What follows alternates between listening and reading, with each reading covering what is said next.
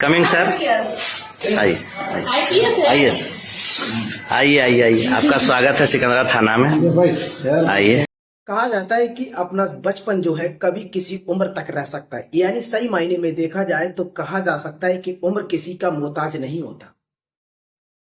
यानी जो बचपन जो है किसी उम्र का मोहताज नहीं होता है, वो किसी भी उम्र तक बचपन रह सकता है। यानी सही मायने में अगर देखा जाए तो कॉन्शियस माइंड यानी एक अचेतन मन, शरीर का जो हिस्सा होता है, वो हमारे शरीर में वो कार्य करने की क्षमता को पूरी तरह से हमारे शरीर पर काम यानी विचारने की क्षमता को रोकता रहता है और किसी भी उम्र तक हो सकता है।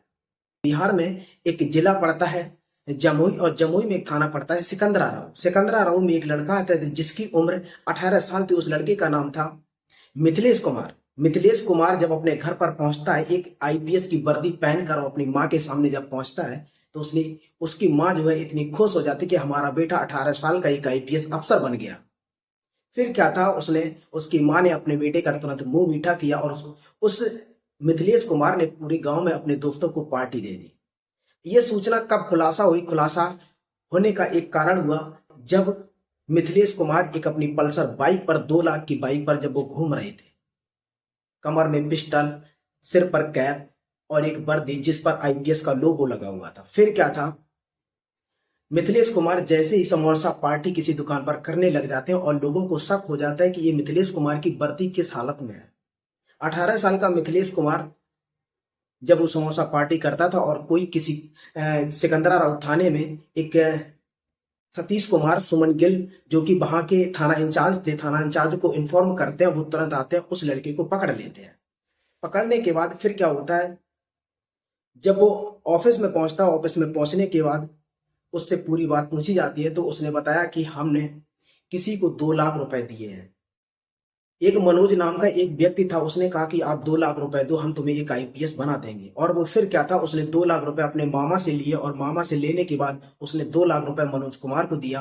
और मनोज कुमार को देने के बाद मनोज कुमार ने पहले दिन उसकी लंबाई ली, यानी उसकी हाइट नापी। हाइट नापने के बाद फिर दूसरे दिन उसका एक इंटरव्यू लिया और इंटरव्यू में उसने साधारण से क्वेश्चन पूछे।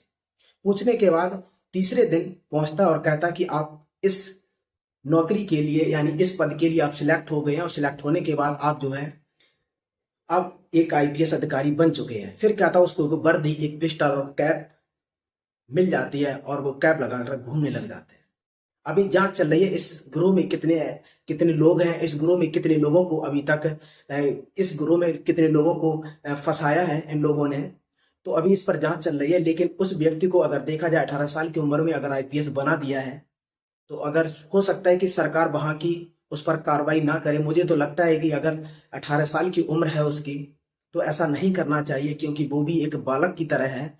उसने जो सोचा, उसने अपने हित के लिए सोचा, पर किसी के साथ में उसने गलत नहीं किया। अगर सही मायने में देखा जाए तो मेरे गांव में ऐसे कई बहुरूपिये आते हैं जिनके पास एक सर्टिफिकेट होता है और उस पर लिखा होता है कि एक बहुरूपिया है, और लेकिन उसके पास एक कैप होती है, एक वर्दी होती है और जूते होते हैं, एक हाथ में डंडा होता है।